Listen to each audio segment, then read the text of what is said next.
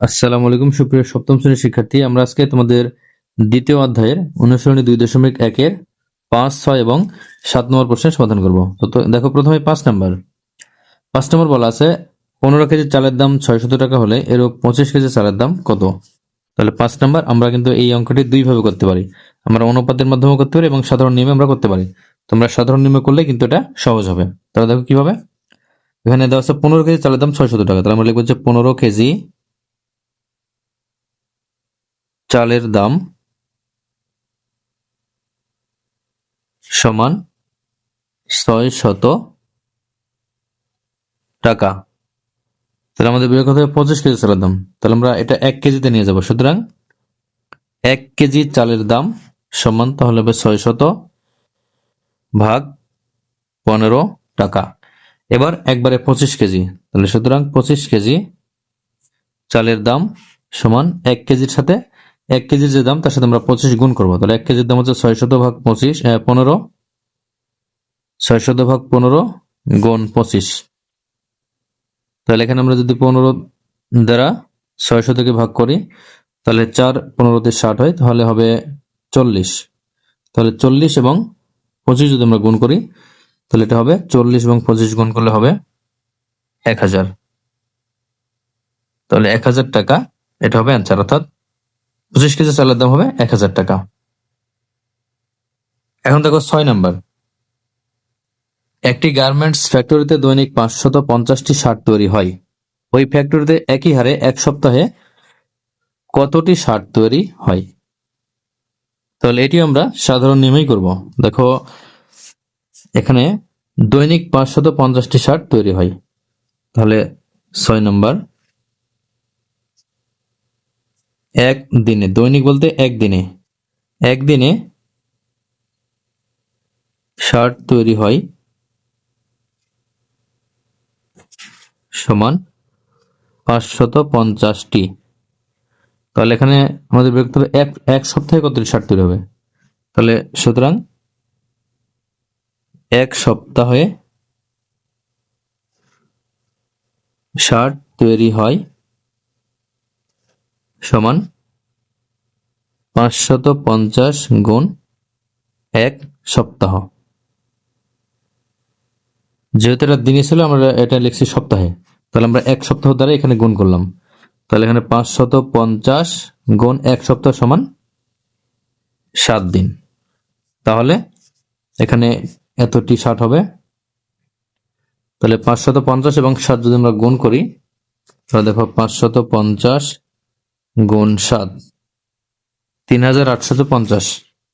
তাহলে 3850টি শার্ট।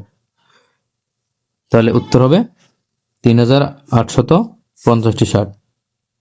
সুতরাং 3850টি শার্ট।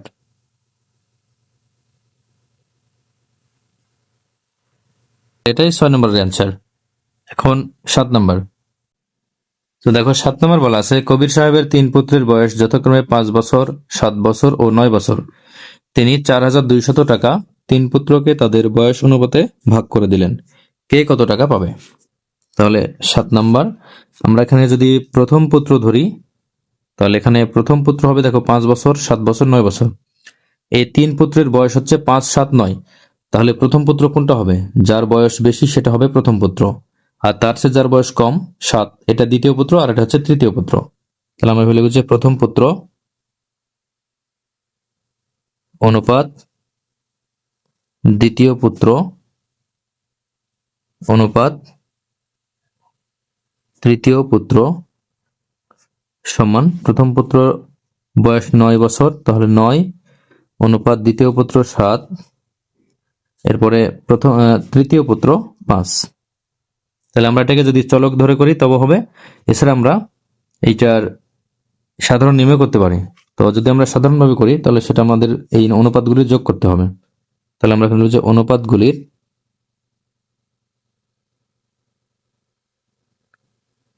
যোগফল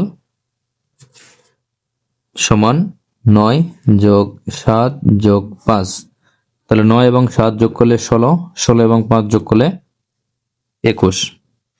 তাহলে এখন আমরা লিখবো যে প্রথম পুত্র পাবে, প্রথম পুত্র পাবে সমান মোট টাকা 4,200 টাকা, এর প্রথম পুত্রের অনুপাত 9, তাহলে 9 আর মোট যে অনুপাতের যোগফল দেবে সেটা নিচে আমাদের ভাগ দিতে হবে, তাহলে এত টাকা। তাহলে 21 দ্বারা 4,200 কে ভাগ করলে 200 হবে, তাহলে 200 এবং 9 এখানে গুণ করলে হবে 1,800 টাকা। এবার দ্বিতীয় পুত্র পাবে সমান, একইভাবে আমরা লিখবো যে 4,200 এর দ্বিতীয় পুত্রের অনুপাত হচ্ছে 7, এটা প্রথম এটা দ্বিতীয়, তাহলে 7 আর মোট যে অনুপাত সেটা হচ্ছে 21 টাকা। তাহলে এখান থেকে 21 দ্বারা 4,200 এখানে কাটলেও 200 হবে, 200 এবং 7 গুণ করলে হবে 1,400 টাকা। এবার তৃতীয় পুত্র, তাহলে তৃতীয় পুত্র পাবে সমান, তৃতীয় পুত্রের অনুপাত 5, তাহলে এখানে মোট টাকা 4,200 টাকা, এর 5/21 টাকা। তাহলে এখানে কাটলে হবে 200, 200 থেকে 5 আমরা যদি 200 থেকে 5 গুণ করি তাহলে এখানে হবে 1,000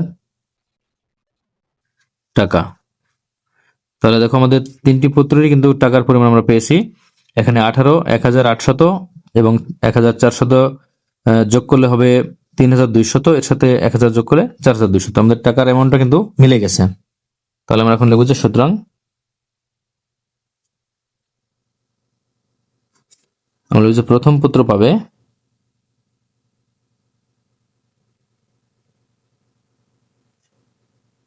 প্রথম পুত্র ছিল 1,800 টাকা, দ্বিতীয় পুত্র পাবে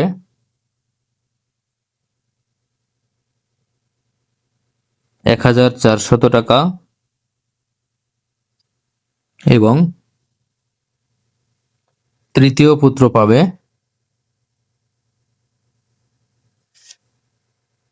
1,000 টাকা। তাহলে এটা হবে অ্যান্সার।